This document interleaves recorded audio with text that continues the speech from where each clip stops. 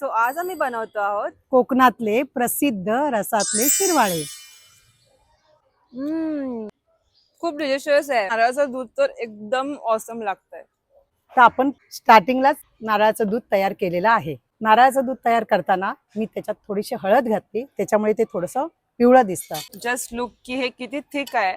आणि ही खूप important tip आहे की जेव्हा तुम्ही नारळाचं दूध काढाल ना, तेव्हा त्याच्यामध्ये एकदाच पाणी टाकून दूध काढा. सेकंड टाइम पाणी टाकू नका, कारण की त्याच्यामुळे ते खूप पानसट लागेल. आपण चवीनुसार त्याच्यामध्ये गूळ ऍड करतोय.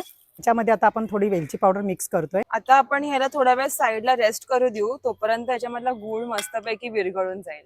आपल्याला हे पीठ मोजून घ्यायचं आहे, कारण कारण जेवढं किती- पीठ आपल्याला घ्यायचं आहे तेवढंच आपल्याला अगदी परफेक्ट पाणी घालायचं आहे. तर आपल्याला बरोबर 3 ते 3.25 मेजरमेंटने आपल्याला पाणी घ्यायचं आहे. पाण्याला आता जरासा उकळीत आलाय, तर आता चवीनुसार मीठ टाकायचं आहे. अर्धा चमचा साधारणसं आपण त्यात तूप टाकलेलं आहे आणि हे पाणी आपण छान बॉईल करून घेणार आहोत. गाईस, ऍज यू कॅन सी पाणी कम्प्लिटली बॉईल झालंय. आता याच्यामध्ये आपण मेजर केलेलं राईस फ्लावर टाकूयात.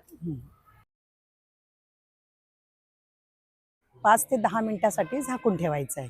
थोडंसं कोमट असतानाच मळून घेऊ. थोडं थोडं करून आपल्याला मळून घ्यायचं आहे. थोडी हाताची काळजी घ्या. तर व्यवस्थित मळून झालाय आपल्याला पाहिजे तसा. असे हुंडे बनवायचे असतात त्याचे. आता आपल्या पाण्याला चांगला उकळ आलेला आहे.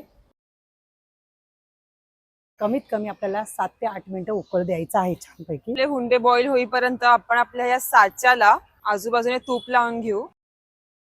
आता आपले हे उंडे उकडून झालेले आहे. त्या साच्यामध्ये एक उंडा आपण असा उचलून त्याच्यात टाकणार आहोत अशा पद्धतीमध्ये.